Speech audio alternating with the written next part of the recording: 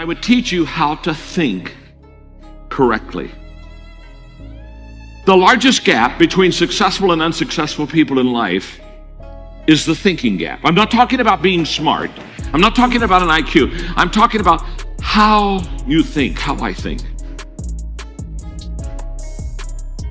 Successful people think differently than unsuccessful people.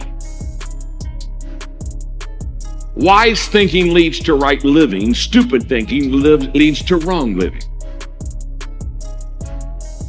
If you want to have a fulfilled life, you have to fill your mind correctly. Right now, you need to focus on today.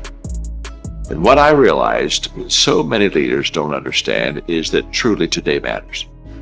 And we overestimate what we can do tomorrow. We over-exaggerate what we did yesterday, but we underestimate what we can do right now. The only time I have is now.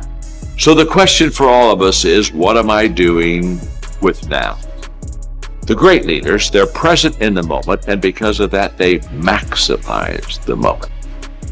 So if you're tempted to take that faraway glance, well, glance, but get right back to the present moment. Because today, you're preparing to make tomorrow a success.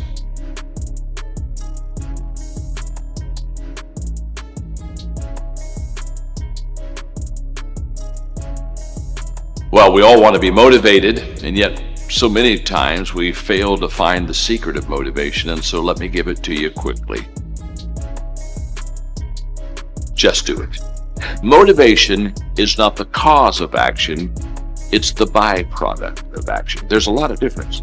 If I think motivation is the cause of my action, then I'm going to wait to be motivated before I do something. But if I realize it's the byproduct of my action, then I'll start doing something. And then guess what? Motivation will come up and zap you, and all of a sudden you feel good and you're glad you're doing it, and you're saying, wow, this is truly wonderful. So let it be the byproduct of your life. Don't let it be the foundation for the actions that you take in your life. Nothing comes to you until you commit yourself. Nothing comes to you if you're just going to try, but you're not committed. Nothing comes to you if you're just thinking about it.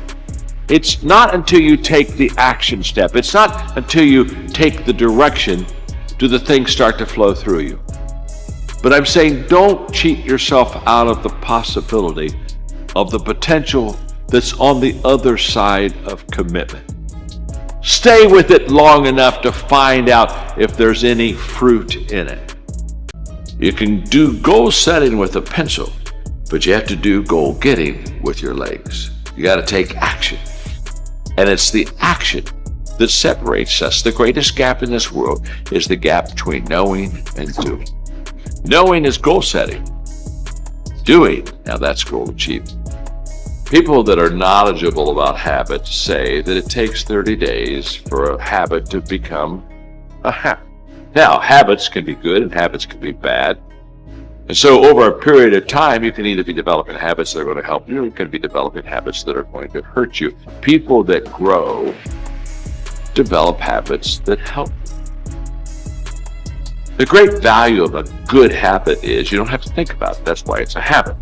In other words, once you begin to, over days and times and periods, begin to practice something that is good, after a while it becomes automatic to you. It becomes who you are. In fact, I always tell people, practice a good habit long enough to make it yours. And once it's yours, now it's automatic. Every day, you'll do what you should do. Often I have the expression that everything worthwhile is uphill. That's a fact. You've never heard someone talk about accidental achievements. You've never heard someone that got to the top of the mountain and somebody asked them, how did you get there? Kind of look confused and say, I have no idea. They know how they got there. The reason they know how they got there is because they had to walk all the way up the mountain. Nobody lifted them. There were no shortcuts. There's not an elevator. There's not an escalator. It's all effort that gets you to the top of the mountain. What I want you to understand is that inspiration does a lot better when it's coupled with perspiration. There are a whole lot of people, they want to be inspired in great things, but they don't want to do the hard work to achieve those great things. It's not either or, it's both and. So I really trust today that you will just kind of roll up your sleeves, look at something you haven't tackled for a while, dive in. You'll be amazed that once after you do the work, you get inspired. Don't wait to get inspired before you do the work.